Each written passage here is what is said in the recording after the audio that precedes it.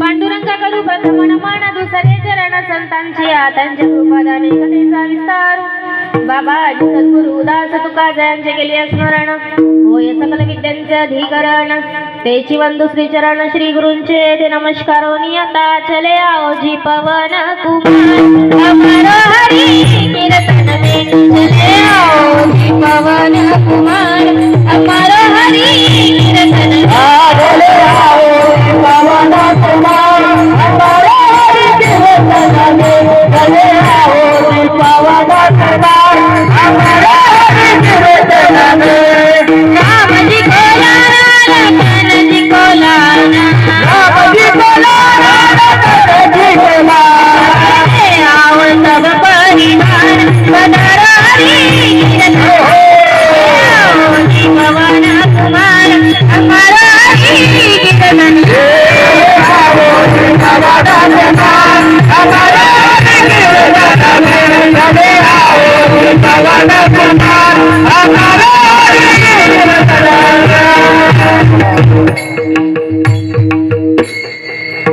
क्षणोक्षणाची करावा विचार तरावया पार भव सिंधू नासिवंत देह जाणार मानवी जीवाला उपदेश करतात।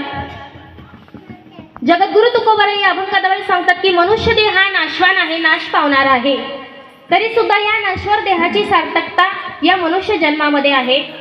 एका अभंगामध्ये जगद्गुरु तुकोबाराय वर्णन करतात शरीर दुखाचे कोठार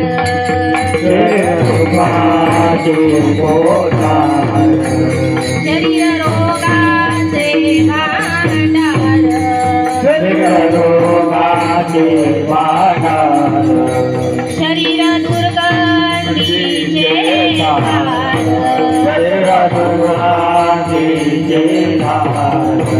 नाही पवित्र शरीर ऐसे शरीर उत्तम चांगले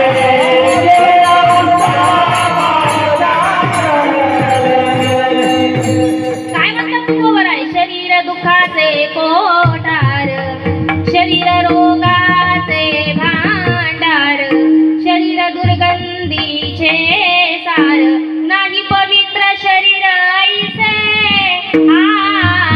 शरीर उत्तम चांगले शरीर उत्तम चांगले शरीर साधले परब्रह्म सज्जना हो। या शरीराला ब्रह्म सुद्धा व्हावं लागतं आणि या शरीराला भस्म सुद्धा व्हावं लागतं। देवाने या मृत्यू लोकावर बऱ्याचशा योजना निर्माण केल्या, त्यापैकी मानवी शरीर हे विलक्षण स्वरूपाचं निर्माण केलं, ज्याला पाप पुण्य राग द्वेष मद मत्सर लोभ अहंकार सगळ्या गोष्टी लावलेल्या आहेत.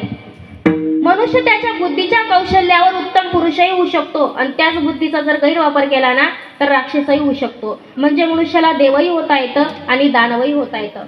मग मनुष्याने जन्माला आल्यानंतर देव बनावं का दानव बनावे त्याच्या बुद्धीवर अवलंबून आहे, आपण सांगू शकणार नाही. आता सहसा वर्तमान काळामध्ये जर आपण बघायला गेलं ना तर मनुष्य वाईट क्रियांच्या वाईट कर्मांच्या वाईट विचारांच्या आहारी गेलाय. या शरीराकडनं चांगलं कर्म घडलं पाहिजे यासाठी काय करावं लागेल, कारण त्याच वेळेला ज्यावेळेस आपण चांगलं कर्म करू ना तर मनुष्याच्या देहाची सार्थकता आहे, अन्यथा होणार नाही. मग याकरता काय करावं लागेल तर पायी तीर्थयात्रा करावी लागेल. तुकोबराय वर्णन करतात, पायी तीर्थयात्रा घड देह संदागरी जव हे सगळं सिद्ध आहे, हात चालावया पाये तव तू आपुले स्वहित पाये, तीर्थयात्रे जाय चुकू नको. काय करावं लागेल, जोपर्यंत शरीर चांगलं आहे ना, जोपर्यंत हात पाय चांगले आहे ना तोपर्यंत भगवंताची वारी करा. आणि हात पाय रिटायर झाले का म्हणता ताई पंढरपूर येणार तर गरज चांगला आहे बोलतो आते नको घर जती राय आते तुले देव बोलावत नाही, तो ते खाटीवर ठाईच बैसोनी करायचं, जागेवरच बसून भगवंताचं नाव घे. कारण जोपर्यंत तुझं शरीर चांगलं होतं तोपर्यंत तू भगवंताची वारी केली नाही. दिले इंद्रियात पायका, दिले इंद्रियात पायका, दिले इंद्रियात पायका, दिले इंद्रियात पायका. गोडे मुक्त बोलाय वाचना, गोडे मुक्त बोलाय वाचना,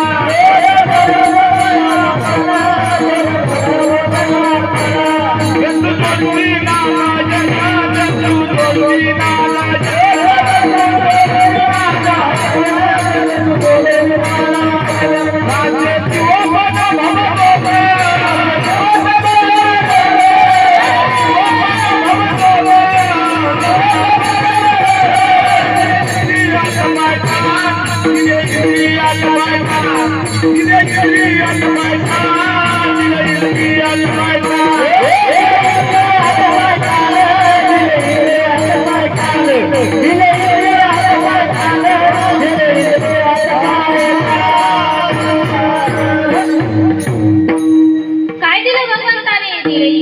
हात पाय कान, हात दिले पाय दिले कान दिले, कोट्यावधीचा नरदेह भगवंताने दान दिलाय. कशा करता, चांगली क्रिया चांगलं कर्म या शरीराकडून घडण्याकरता.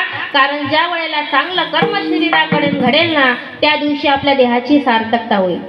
कान दिले ना भगवंताचं नामस्मरण ऐका, डोळे दिलेत ना तर चांगलं बघा, मुख दिलंय ना भगवंताचं नामस्मरण करा, पाय दिले ना तर वारी करा, हात दिले ना तर टाळ्या वाजा.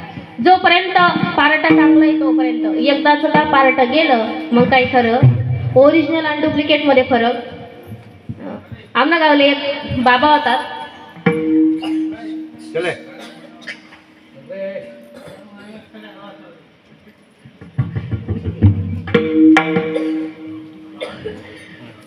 इकडे बघा इथला दुरून येले मी ते रोजच देखले म्हणकडे देखा. आमच्या गावाला एक बाबा होते, त्या बाबाला काही ऐकू येईल. ऐका, जोपर्यंत कान असता कानाची किंमत. बाबाला ऐकू येत नव्हतं, बाबाला कानले मशीन होतं, पण ते मशीन काय टाळाले, हे ओरिजिनल ते ओरिजिनल, डुप्लिकेट ते डुप्लिकेट. पहिल्या वर्षी माझं लग्न झालं, आमच्या गावात सप्ताह होता. मग मला जनार्दन महाराज यांनी उभं केलं, पंचपदी झाली, शेवटी गवळणी झाल्या. मग त्या लोकांना आवडलं, मग त्यांनी सकाळी सकाळी चर्चा केली. तर रातली ती म्हण राहीन ती म्हणे पंचपदी करायन ती गवळण म्हण राहीन ती कोणी होती म्हणे. तो दुसरा बाबा सांगे सूर्य ते होती म्हणे. आता ज्या बाबाला ऐक नाही तो बाबा म्हणे यंदा सूर्यफूल पेरेल नाही भाऊ म्हणे. अरे भाऊ म्हणे ती रातले गवळण म्हणे ती कोणी होती म्हणे, यंदा पाणी ना टाळ्याने निर्की कपाशी शे म्हणे. 15 मिनिटं मी घेत त्या बाबाला काही टाळ्या लागेल. ओ काका ती रात्री विचारा म्हणे मी ती कोणी होती, सूर्याची होती का म्हणे. सांगाय गेल म्हणे तुला पाणी ना टाळ्याने काका निसती निर्की कपाशी शे सूर्यफूल काय नाही म्हणे यंदा. मला सांगा कान जोपर्यंत आहे तोपर्यंत. मग भगवंतांनी कोट्यवधीचा नरदेह दिलाय ना तर त्याच्या नामचिंतना करता दिलाय. कारण हे शरीर पुन्हा पुन्हा मिळणार नाही, आहे तोपर्यंत फायदा घ्या तर या देहाची सार्थकता होईल, अन्यथा होणार नाही. मग चांगले क्रियाकर्म जर शरीराकडून केले ना तर देहाची सार्थकता आहे. मग चांगले कर्म चांगल्या क्रिया जर कोणी केल्या असतील ना तर माणसाचा वेश धारण करून माणसामध्ये राहून चांगले कर्म आणि कार्य जर कोणी केले असतील ना तर माझ्या साधू वृंदांनी विचार उत्तम होते माझ्या साधूंच्या ऐका. ज्यावेळेस तुकाराम महाराजांची कीर्ती सगळ्या जगात पसरली ना, पण त्या काळी लोकांना सहन होत नव्हती माई बापानो. अनेकांनी डावपेच रचला आणि तुकाराम महाराजांची बदनामी करण्याचा प्रयत्न केला.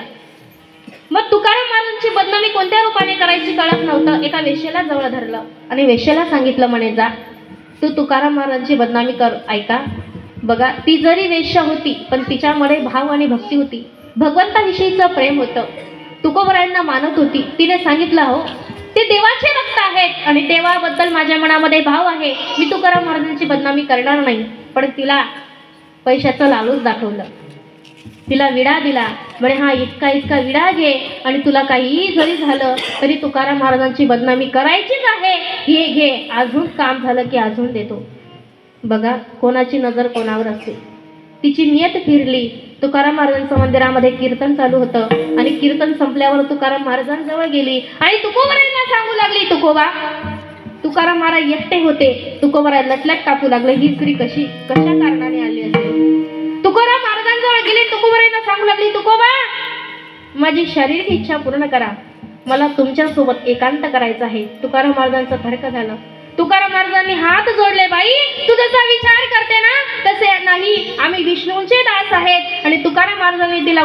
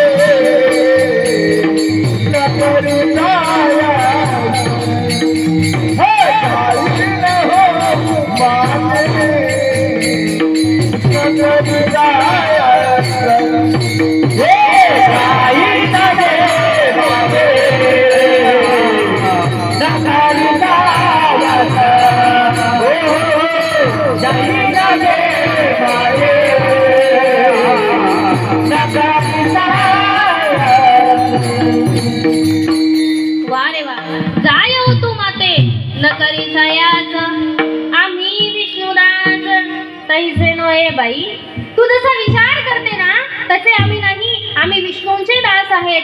आमच्या मनामध्ये वाईट विचार येत नाही, कारण परश्रिया सदा बहिणी माया हा आमचा हेतू आहे. प्रत्येक स्त्री आमची आई आणि बहीण आहे. मी असं मुळीच करणार नाही.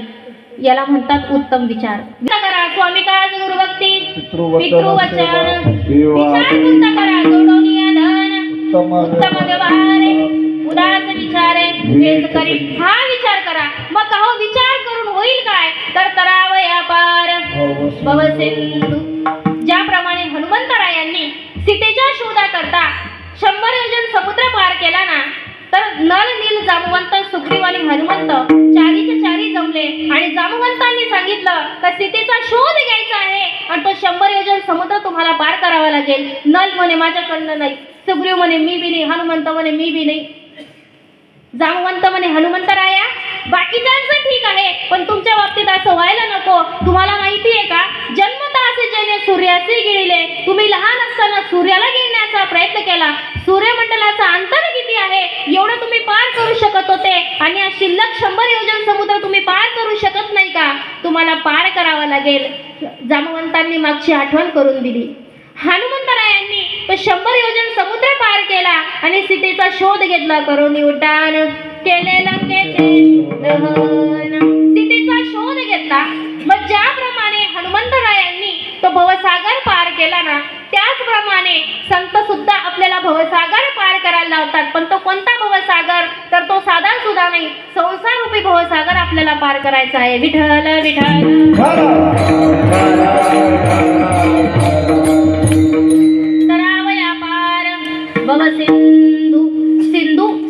म्हणजे सागर. 3 प्रकारचे सागर आहेत, जलसागर, विद्यासागर आणि भवसागर. जलसागर फार महत्वाची आहे. घरामध्ये जर 10 व्यक्ती असले ना, 10 व्यक्तींपैकी 3 जणांना तरी पोहता आलं पाहिजे. काही जर समुद्रात उडी मारली ना, 3 जण असते त्याला वरत काढता यायला पाहिजे. एकले विचारून ना भटात घर बसायचे. जीवनामध्ये पोहणं ही कला फार महत्वाची. एक तरी कला माणसामध्ये अवगत पाहिजे आणि पोहणं ही नंबर 1 कला आहे, ही तुम्हाला आली पाहिजे. 2 नंबरचे आहे विद्यासागर. जीवनामध्ये तुम्हा आम्हाला नाही, विद्येला महत्व आहे. तुम्ही माझ्या पाया पडत नाही, माझ्या गुणांच्या पाया पडताय. मला किंमत नाही, माझ्यामध्ये असलेल्या ज्ञानाला किंमत आहे. जीवनामध्ये ज्ञान ज्याच्याकडे असलं ना, तो जीवनामध्ये, तो जगामध्ये फारच श्रेष्ठ असतो. ज्याच्याकडे ज्ञान नाही ना, त्याला कोणी किंमत देत नाही. एक खेड्यातली मुलगी, तिचं लग्न जमलं. पुण्याचा मुलगा इंजिनियर होता. ती मुलगी जरी शिक्षण तिचं कमी होतं, पण 12वी जरी ती शिकली होती ना, पण व्यावहारिक ज्ञान तिला नव्हतं. ती 4 भिंतीचं आड माराय, मंगलदार पुढलं दार, बिक्या माय, मंगलदार पुढलं दार. तिला दुसरं ज्ञान. तिला पुण्याचा मुलगा बघायला आला. ती दिसायला ब्युटिफुल होती. मुलाला मुलगी आवडली. लग्न वगैरे झालं. पहिलं मूळ, दुसरं मूळ, तिसरं मूळ झालं आणि 4थ्या फेरीला ती पुण्याला गेली. संसार वगैरे सगळं व्यवस्थित थाटात लावलं. आणि हा मुलगा इंजिनियर होता. म्हणून ऑफिसचे मित्र म्हणेतून लगन दूर होतं गो, आम्ही येऊ शकलो नाही. मग आता आम्ही घरी वहिनी बघायला येऊ. आता पोरांचा आग्रह होता, याला हा म्हणावं लागला. हा नाही कसं काय म्हणे. याने सांगितलं ठीक आहे तुम्ही संध्याकाळी या. याने कंपनीतून तिला फोन केला. म्हणे संध्याकाळी माझे मित्र तुला बघण्याकरता येणार आहे, त्यामुळे तू चहा पाण्याची व्यवस्था करून ठेव, सुंदर अशी साडी घालून ठेव. मित्र केव्हा येऊ शकतील याचा भरोसा नाही. काय लागेल ते मला सांग. म्हणे चहा शे, साखर शे, म्हणे दूध फक्त दूध लई जा. आणा माझी मुकाना बनावी जाते ना, तपास लागल संसार आहे. मग तो संध्याकाळी लवकर आला. तो 4ला येऊन गेला. दुधाची व्यवस्था केली, चहाची सगळी व्यवस्था केली, साफसफाई ती बी करू लागला. ती कपडा धुये, हाऊनी पै टाके. ती भांडा घासडे, हाऊ धुये. दरवाजा लाईले. ती खिचडी करे, ताव कांदा लसूण कापी रे. अशी परिस्थिती तेव्हा होती, आम्ही नाही. बरं विठ्ठल विठ्ठल. आता ते मित्र येणार होते म्हणून हा घरी आला. सगळी तयारी झाली, बेल वाजली आणि याने दरवाजा उघडला. मित्र परिवार आला. मित्र परिवाराला चहा वगैरे, पाणी वगैरे दिलं आणि याने गरमान्य मन सांगते हो ना, चहा ठेव बरं बी. अहो इंग्लिश मारायला गे. अरे ही आणि इंग्लिशला काही संबंध. 2 मित्र असे बसले, नाव सांगे स्वीटी 2 कप टी. हिने ऐकली तर हाव करा रे बागणार को काही उठता. Sweetie 2 cup tea. तिने ते बी ऐकली तर आकोरा रे बागणार मजा नसतो काही उठता. ए स्वीटी 2 कप टी. तिने साडी खोशीली दी. म्हणे 2 कप टी. तुने माय कप टी. तुना बाप तुना तो खदार कप टी. खबरदार माले कप टी बोलना तर. मित्र मागा दाळवाटे बिना, चहा बिने पाणी बिने. तो म्हणे ओ म्हणे माय, ओ म्हणे माय, तुला नि ओ बिन. मी 2 कप चहा ठेवायला सांगितली. टी म्हणजे चहा, 2 म्हणजे कप. म्हणे मग मराठी मा बघताना म्हणे दादा, म्हणे मला काय माहित होती इथली गावंडळशे म्हणे. कशामुळे फजिती झाली? ज्ञानामुळे. ज्ञान जीवनामध्ये ज्ञान महत्वाचं आहे. हो, कथा बी गावंडळपणा चालत नाही. एक बहीण भाऊ ना लग्न करी, एसटी मा बटणी, एसटी मा आई गर्दी होती. उभा राहा जागा नाही, जमत्या उभी राहिली. अशी गाडी मागे पुढे होतात बहिणले. उलटी मा बटनी पडणं. तो मुसलमान, ओ बेन ओ क्या कर रही, ओ बेन ये क्या हो रे, अल्लाह नको रे. मागा बोलली भाऊन लगनी पंगत होती माहिती देख जिलबी ना खाडे तोर नींद आहे. बात 4 लाख जेवण होता म्हणे. ये क्या काय कर राही ना म्हणे. निघ म्हणे आडू. तुला बाहेर बडत चाललं की घरलाही जाणं होतं म्हणे माझे पार्सल. हाय का ज्ञान? जीवनामध्ये आपल्याला नाही, आपल्या ज्ञानाला किंमत आहे. विठ्ठल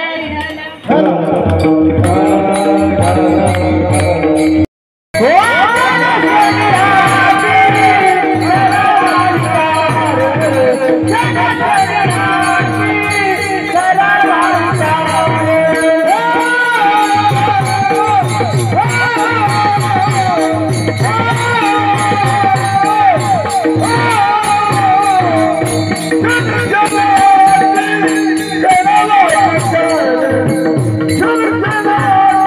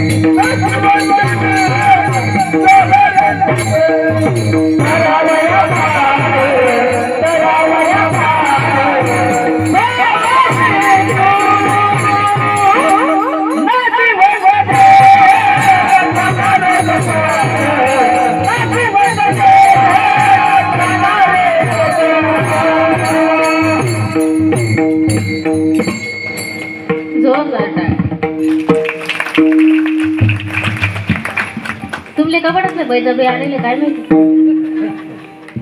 मोकळ्या टाळ्या वाजत जा, मोकळा असत जा. जो मोकळ्या मनाने असतो तो फार फ्रेश असतो. पुढचं मी बोलत नाही. विठ्ठल विठ्ठल.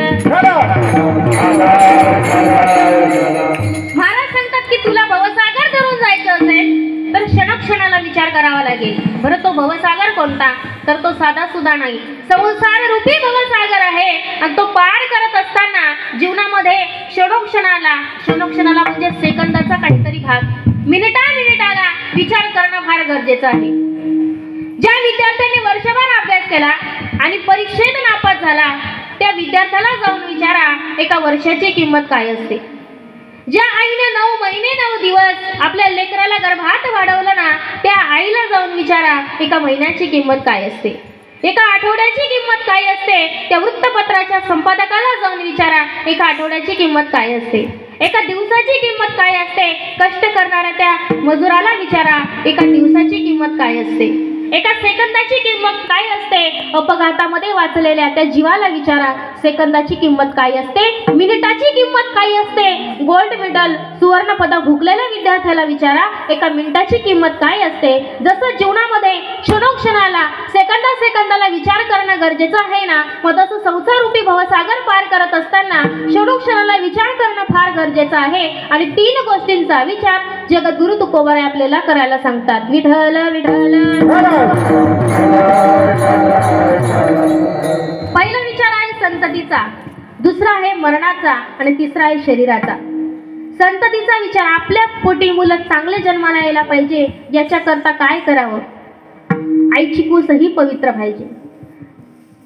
लेकरं उदरात वाढतात ना, गर्भ संस्कार नावाचं जे संस्कार आहे ना ते संस्कार आपल्या बाळावर रुजले गेले पाहिजे.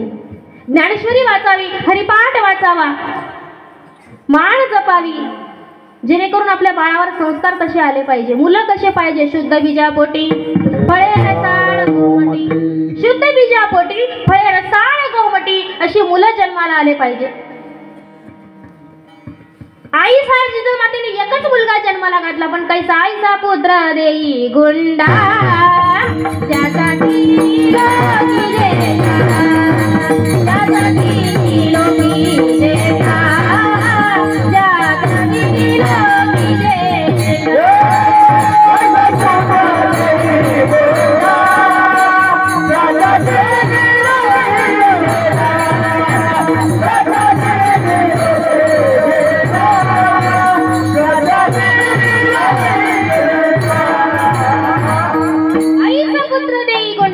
ज्याचा तिन्ही लोकी झेंडा. जिजामातेने मनामध्ये ठाम केलं होतं की माझा मुलगा मी असा जन्माला घालेल, शूरवीर लढण्याकरता बलवान मुलगा जन्माला घालेल. आणि तसाच मुलगा जन्माला आला. शिवाजी महाराजांनी, छत्रपती शिवाजी महाराजांनी ही पदवी बहाल करून रायगडाचा किल्ला जिंकला, स्वराज्याचं तोरण बांधलं. असा मुलगा जन्माला आला पाहिजे. याच्याकरता पोरांवर संस्कारही फार महत्वाचे आहेत. पण आज फॅसिलिटी बदलल्यामुळे पोरांना संस्कार तसे लागत नाही. आईचा पुत्र देई गुंडा ज्याचा तिन्ही लोकी झेंडा. कलियुगामध्ये हे प्रमाण उलट झालं.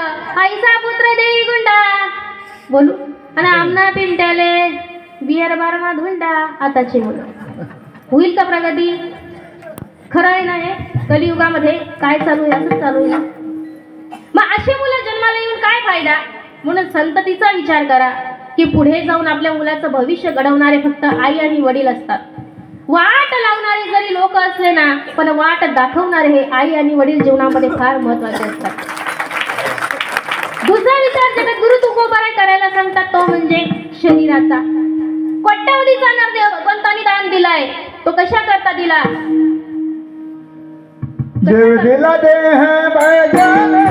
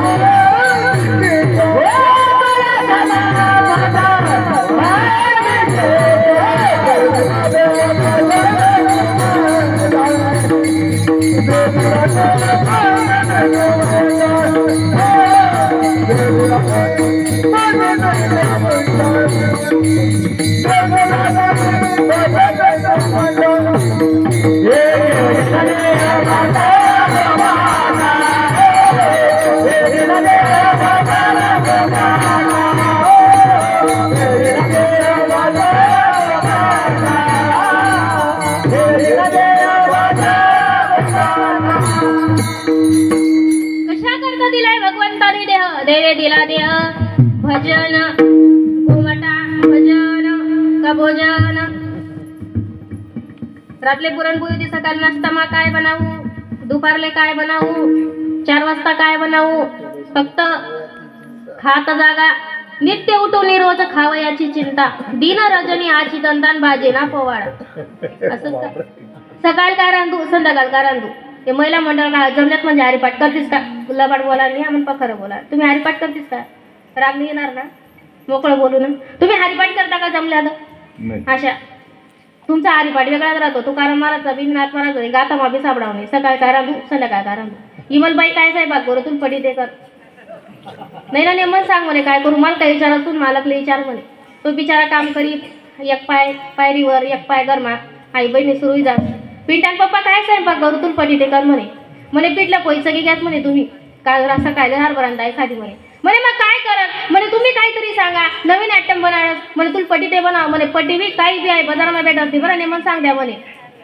आता पिंटल पप्पाला माहिती होती काय बनवणार नाही संध्याकाळी म्हणे तुला ते पटी बनव म्हणे एक काम कर ना टाकी ते नवीन म्हणे खिचडी इले असं हसून महिला मंडळले खिचडी सांगी का असं आनंद होस कारण राहणारले बी ताण नको खाणारले बी आता खिचडी शेट्टे आता 2 मालिका सर जाते बरं खाता लाईट बी चालली की तरी टेन्शन नाही उचल गया मग तुमच्याकडे बी का मी म्हणतो आमनाकडे शे म्हणतो आमनाकडे मरेल लोक पाहिजे तुमच्याकडे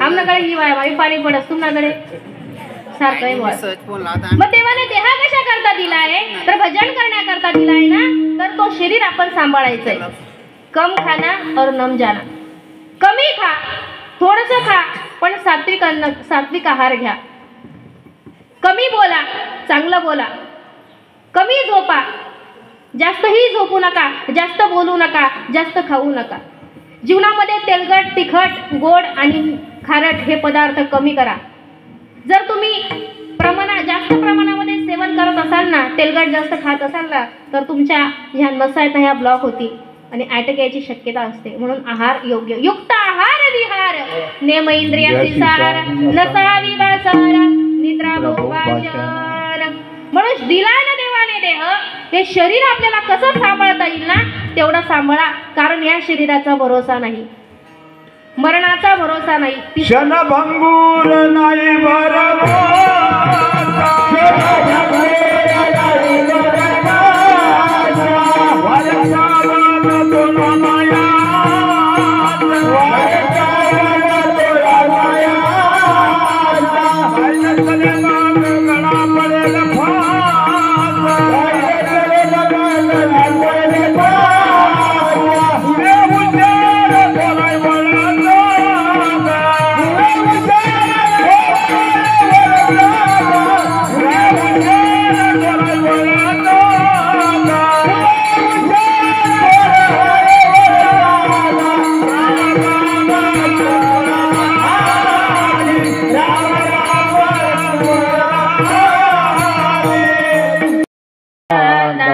वरी चर्म चर्म म्हणजे कातडी वरी चर्म घातली रे कुर्म कीटकाचा सांदा रव रव दुर्गंधी रे अमंगळ तिचा बांधा स्मरे त्या हरिहरा शरण जाई गोविंदा पर्येती मदालसा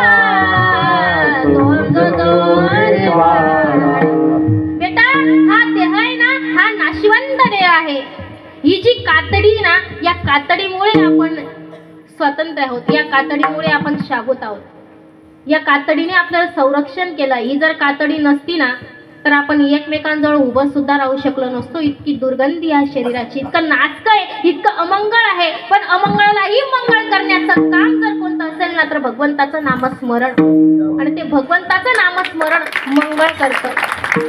फक्त भगवंताच्या नामस्मरणामध्ये इतकी ताकद आहे. म्हणून ती मदालसा सांगते का बाळा, जीवनामध्ये काहीच करू नको, फक्त भगवंताचं नामस्मरण कर. शरीर संपत्ती, शरीर साथ देत नाही, कधी काय होऊन जाईल याचा भरोसा नाही. आणि ह्या जीवन जगत असताना आपलंही कोणीच नाही. शरीर साथ देत नाही, नातेवाईकही साथ देत नाही. कोण कोणाचं आहे हो?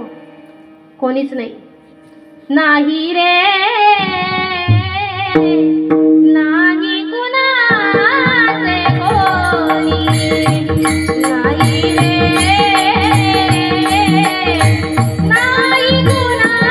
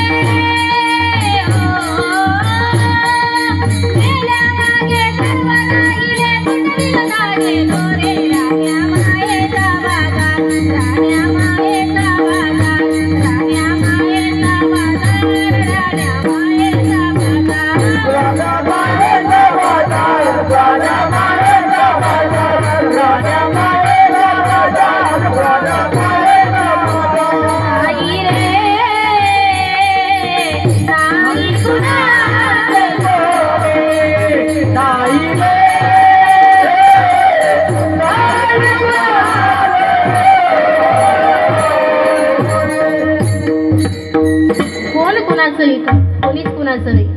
कोणी कुणासाठी धावून येत नाही. जोपर्यंत पैसा अडका सगळं जोवत असतं ना तोपर्यंत जग आपल्या सोबत असतं. एकदा का संपलं ना, ना शरीर साथ देत ना नातेवाईक साथ देत, एकट्यालाच जावं लागतं. जोवरी चढना तरी भक्ती माझा माझा, जोवरी चढना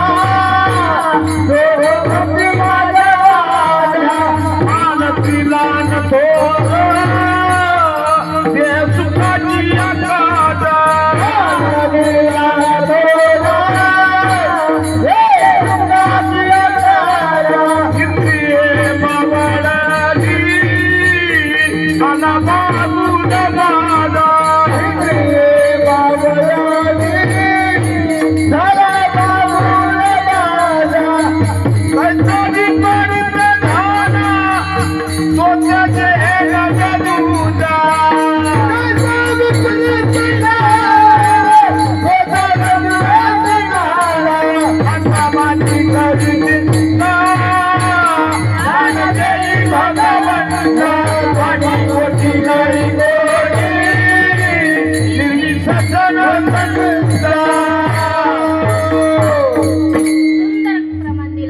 आता माझी करी चिंता, दान देई भगवंता, पाठीपोटी नाही कोणी, निर्वी सज्जन संता. आता कोणाचं पाठ नाही, जुनं ते सोनय. आता मालिका ठेवली जरी पुढे तरी उमजत टायवा जसं तोंड बंद तोंड उघडते, टाय बंद दोघीच ना टाया लागत नाही. पण जुनं ते सोनं आहे. परमार्थामध्ये जुने वारकरी आहेत म्हणून परमार्थ टिकू नये. आणि आमच्या सारख्यालाही जुन्यांचा सहवास आहे. आणि माझे गुरुवर्य परमपित राशी माझे वडिलांसारखे माझे गोकुळ बाबा यांच्या सानिध्यामध्ये आम्ही आहेत. तिकडनं आमचे सर आहेत, तिकडनं बाबा आहेत. तर आम्ही सांगत होतो माझा मुद्दा कुठे चालला होता, या देहाचा भरोसा नाही, इथं कोणी कोणाचं नाही. नको नको मना गुंतू माया जाळी, काळ आला जवळी, केव्हा काळ झडप घालेल आणि आपल्याला घेऊन जाणार ना सांगता येणार नाही. एकूण एक जीवनाचा क्षण तो काळ खातोय, आयुष्य खातो काळ. सावधान, अरे मूर्खा आता तरी सावध हो, डोळे उघड. का हो महाराज सावध व्हायला सांगतात आम्हाला? ठीक आहे ना, आम्ही सावध होऊ, पण सावध होऊन करायचं तरी काय? काहीच करू नको, एकच कर. काय कर? संतांची समागम, अभंगाचं तिसरं चरण. संत समागमी दलाली आवारी, संत समागमी दलाली आवारी,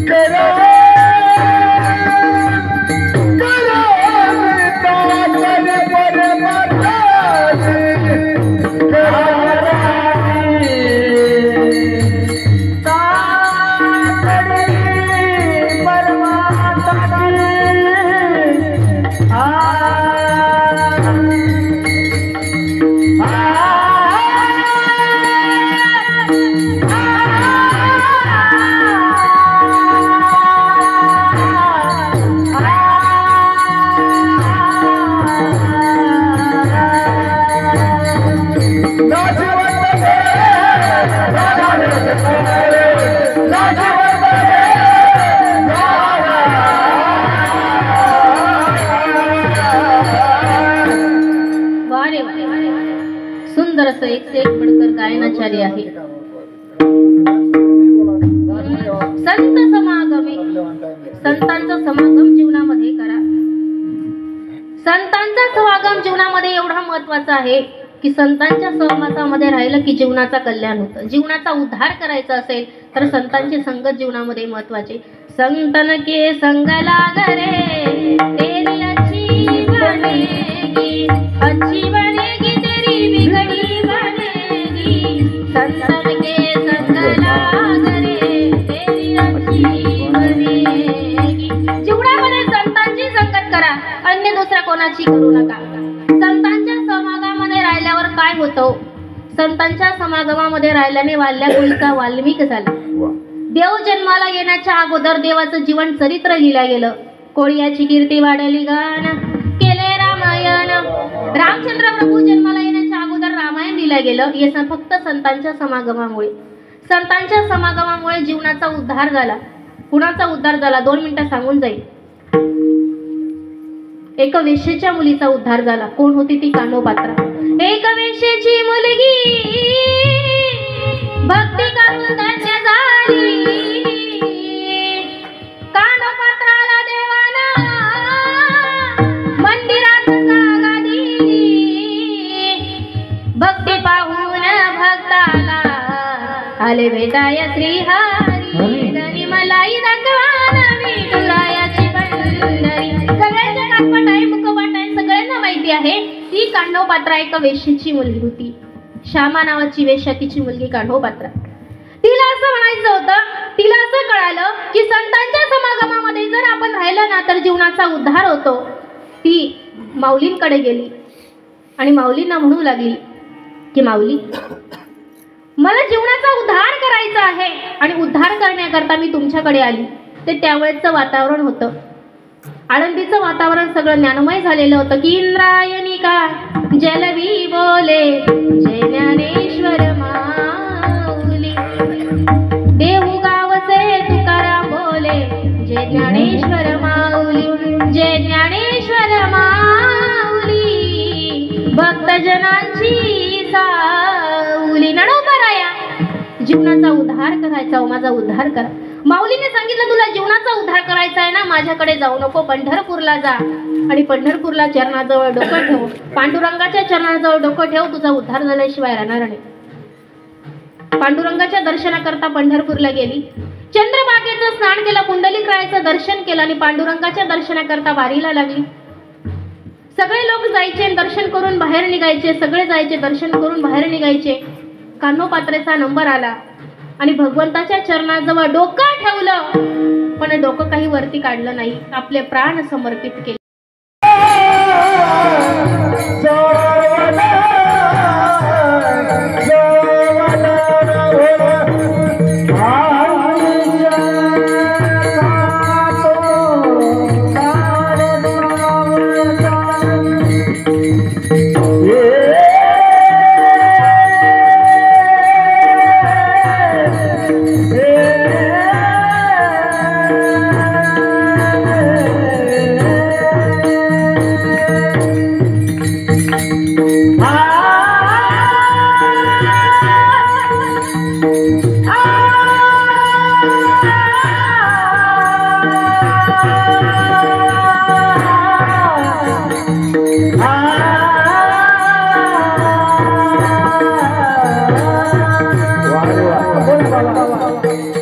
आयुष्य खातो काढता बता,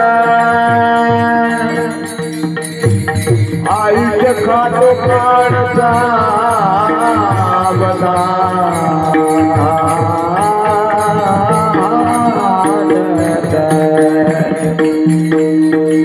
आयुष्य खातो काढता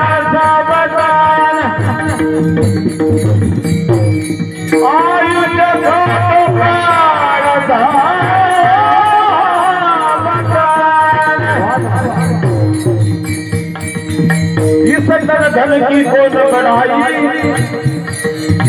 देखत नैन में मिट्टी मिलाई, हड्डी जले जैसे लकड़ी की मोलिया, हड्डी जले जैसे लकड़ी की मोलिया, पाल जैसे घास की पुलिया, अपने खाकर महल बनाया, अपने खाकर महल बनाया, आप जाकर जंगल सोया, कबीरा सुनवाई साधु, आप पूछेंगे तो तुम पे दुनिया।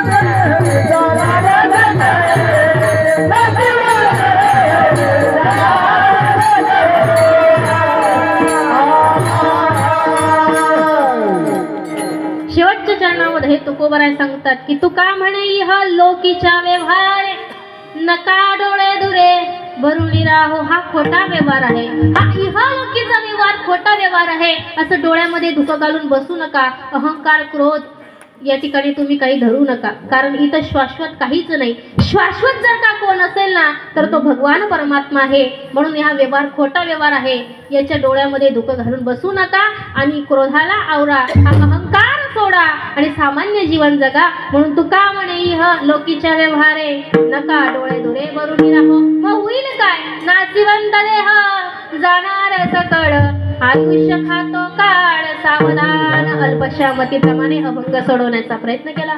जे काही चुकीचं असेल ते माझं मला परत द्या. जे काही चांगलं बोललं असेल ते घेऊन जा. चुकीचं असं काही बोलताना वक्त्याला भान नसतो, पण श्रोते तुम्ही महिषेची मूर्ती आहात. तुम्ही राजा परीक्षितासारखे ऐकणारे असतात आणि बोलताना आम्हाला भान नसतं. भगवंत जशी बुद्धी देतो तसे शब्द आम्ही बाहेर फेकण्याचा प्रयत्न करतो. अपशब्द बोलला असेल, तुम्हाला एक मुलगी नसेल तर दुसरी माना, तिसरी नसेल तर चौथी माना, पाचवी नसेल तर सहावी माना, कारण मी खाते कवी नांदते. म्हणून आजपासून काय हरकत एक बाबाने बसेल शे. म्हणून ते चुकीचं असेल ते माझे बुद्धीचे दोष समजून मला परत द्या. तुम्ही सगळे लाखो संख्येने महिला उपस्थित आहेत. मला वाटतं गांधीमध्ये महिला जास्त आहेत वाटतं. पुरुष मंडळी आहेत पण कुठे कुठे नोकरी बाहेर गावीत का? हो बाया सांभाळतात वाटतं. 1500 रुपये लाडकी बहीण फुकट नाही भेटेल त्या 1500 रुपयात. पण नका दुसरा हप्ता. मलाही पडला. म्हणून तुम्हीही फार लाखो संख्येने उपस्थित होऊन कीर्तन श्रवण तुम्ही ऐकलात.